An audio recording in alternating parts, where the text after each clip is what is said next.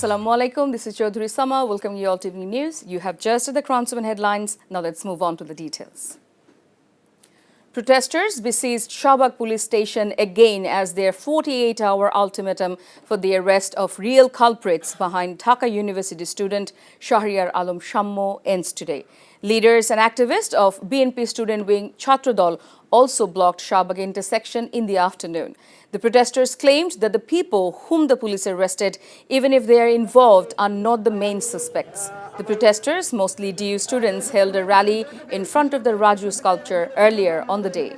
DU teacher expressed solidarity with the students in the rally.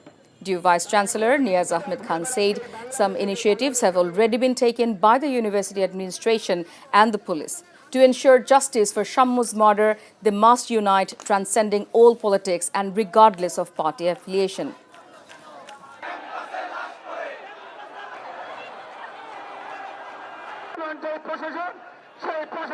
আমার ভাইয়ের মৃত্যুকে কেন্দ্র করে কোনো নিরপরাধ ব্যক্তি যেন ফেঁসে না যায়। আমার ভাই মারা গেছে, আমরা ভাইকে ফিরে পাবো না, কিন্তু আমরা এটাও নিশ্চিত চাই যে খুনি যাতে তার সর্বোচ্চ শাস্তি নিশ্চিত হয়।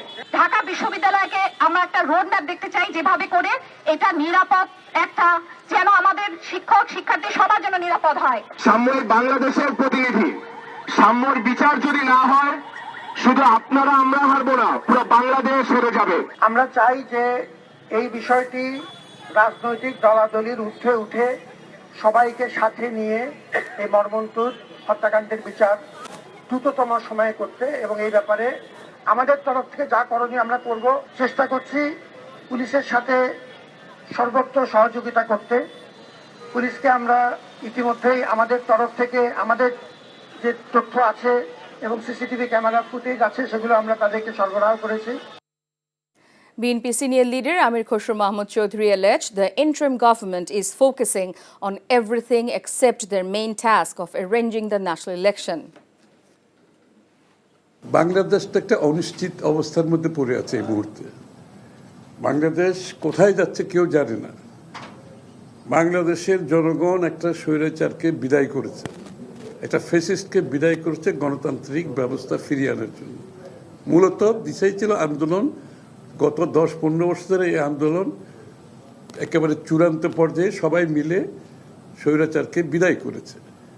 তারপর থেকে যে গণতান্ত্রিক অর্ডারের মধ্যে প্রক্রিয়ার মধ্যে দেশটা যাবে, এখন পর্যন্ত কোনো লক্ষণ দেখা যাচ্ছে না, এবং সকলের মধ্যে একটা সংখ্যা কাজ করছে যে কি বাংলাদেশ আদৌ গণতান্ত্রিক প্রক্রিয়াতে যাবে কিনা, বাংলাদেশের মানুষ তার মালিকানা ফিরে পাবে কিনা। Jamaat Islami leader Syed Abdullah Muhammad Taher on Sunday urged the government to expedite the reform process and then take steps to hold the national election as soon as possible. During Jamaat's second-day talks, National Consensus Commission Vice President Professor Ali Riyad said the commission cannot build consensus alone. Rather, it is the duty of the political parties, civil society and the other political forces to do this job, forming unity. আলোচনার টেবিলে অনেক কিছু উপস্থিত হয় যেগুলো পুনর্বিবেচনা দাবি করে। আমরা সেটি অব্যাহত রাখছি এবং আমরা আশা করছি যে এই আলোচনার পরও দ্বিতীয় পর্যায়ের আলোচনায় অনেক কিছুগুলো বিষয় থাকবে। সবগুলো বিষয়ে আজকেই আমরা মীমাংসা করে ফেলতে পারবো তা নয়। যদি সেটা সম্ভব হতো তাহলে সেটা সবচেয়ে ভালো হতো সকল বিবেচনায়। যেহেতু জাতীয় ঐক্যমত্য কমিশন চেষ্টা করছে যত দ্রুততার সঙ্গে সম্ভব আমরা একটি জাতীয় সনদের দিকে অগ্রসর হতে চাই। এখানে খুব বেশি সময় না নিয়ে আমাদের একটি ঐক্যমতে পৌঁছানো উচিত, এবং যে সমস্ত ইস্যুগুলো অত্যন্ত বেশি গুরুত্বপূর্ণ পলিটিক্যাল স্টেবিলিটি এবং ফেয়ার ইলেকশনের জন্য, প্রপার ইলেকশনের জন্য, সেগুলোকে গুরুত্ব দিয়েই আমি মনে করি একটা সিদ্ধান্ত চূড়ান্ত হওয়া দরকার, এবং যথাশীঘ্র সম্ভব এরপরে নির্বাচন অনুষ্ঠানের ব্যবস্থা গ্রহণ করা দরকার। আমরা দেখছি যে নির্বাচনের ব্যাপারে খুবই সুস্পষ্ট একটি টাইমলাইন না থাকার কারণে রাজনৈতিক দলগুলোর ভিতরেও নানা রকম অস্থিরতা কাজ করছে। Protesters have announced a blockade program for tomorrow demanding the swearing in of Ishraq Hussain as mayor of Dhaka South City. The group named Citizens of Dhaka announced the program during the fourth day of their ongoing sit-in protest in front of Nagar Bhavan today. At a press briefing yesterday, Ishraq said those who were speaking against the verdict are insulting the court, stating that he has not been sworn in as Dhaka South Mayor, although 21 days have passed since the publication of the gadget.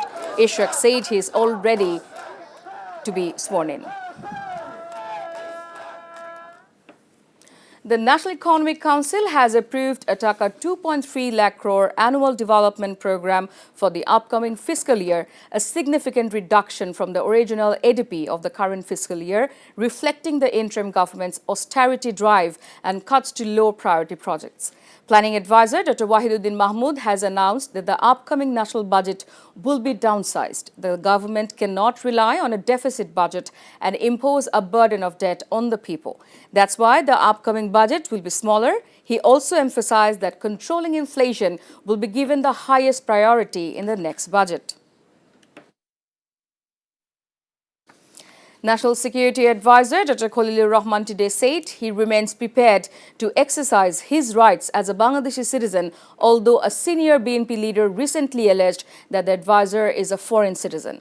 In response to the allegation, Dr. Rahman told the state news agency BSS that the burden of proof of the allegation rests on the individual who made it, and if necessary, it would have been to be proven before a court of law.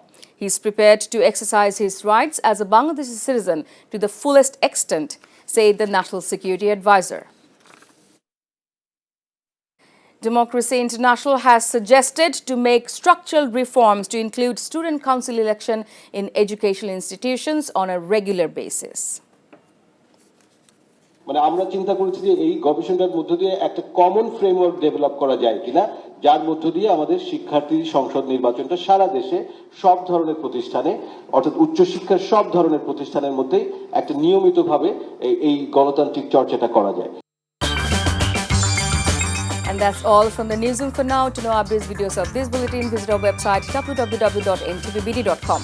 Besides, visit our YouTube and verified Facebook page for updates of NTV's all popular programs and bulletins.